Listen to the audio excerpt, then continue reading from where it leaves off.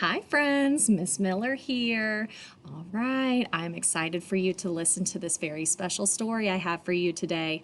Make sure you're paying attention to the characters, the setting, and the main events. So what happens first, what happens in the middle, what was the problem, and then the end, how they solved their problem. So today we have a special story called The Penguin Who Wanted to Fly. Oh. Now, as we remember from last week, can penguins fly? No, they can't, but this penguin did, and here I see him sitting on a snow plane. Do you think that'll fly? Gosh, I hope so. That little penguin looks like he really wants to fly. So let's find out. The Penguin Who Wanted to Fly. The Penguin Who Wanted to Fly. Flip-Flop sat on his favorite thinking rock and looked up at the sky. "I wish I could fly," he said to himself. Flip-Flop stood up. He looked down at his wings and flapped them. Nothing happened. Flip-Flop couldn't fly.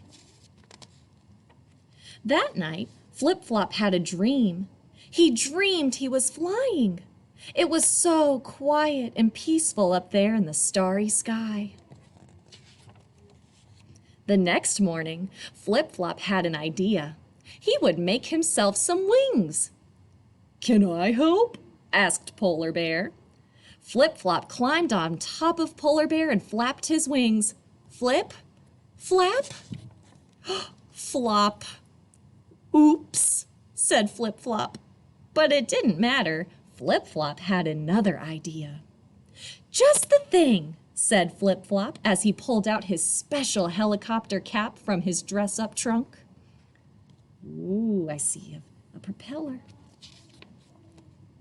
He spun around and around and around and around and around and around and around, spinning faster and faster and faster until he spun out of control. "Ouch!" cried Flip-Flop as he flopped to the ground. "I feel very dizzy." That night, it snowed. In the morning, Flip-Flop was very excited. He had thought of another idea. He would build an airplane out of snow, a snowplane. Flip-Flop was very pleased with himself as he climbed in. Count down with me. 5, 4, 3, 2, 1. He waited for his snowplane to take off. And waited. And waited. "Oh dear," Flip-Flop sighed as the sun came out and melted his snowplane. But it didn't matter. Flip-Flop had another idea, a better idea. He got a balloon and tied a piece of string to it. The balloon floated upward, and so did Flip-Flop. "I'm flying," said Flip-Flop excitedly. "I am really flying." And he was. Until... pop went the balloon. Flop went Flip-Flop. Poor Flip-Flop. "I am never going to fly," he cried.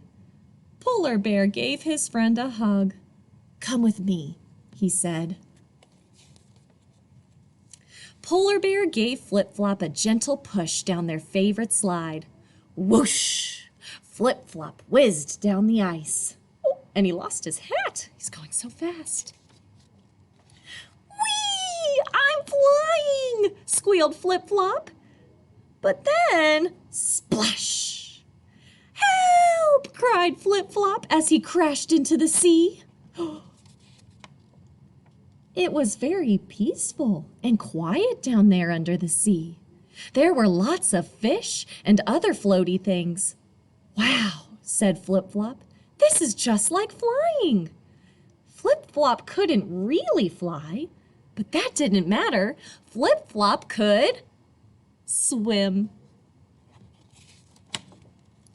In fact, he could swim quite beautifully. The end. Great job listening, boys and girls. That was our story, The Penguin Who Wanted to Fly. So let's think for a second. Who was the character? There were some other characters too. The characters are the who in our story. What was the setting? The setting is just where they are. Think about that. What happened at the beginning?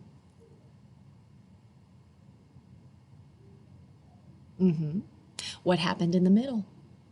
What was his problem? He couldn't, you're right, fly. And how did he solve his problem? Did he actually end up flying? Or did he find something else? You're going to record your thoughts on our piece of paper. When you finish the front, on the back, I want you to draw me a picture of your favorite part of the story. And then write me a sentence too. Make sure to have your work checked by a grown-up before you turn it in. If you do finish, you can have library time. Bye-bye.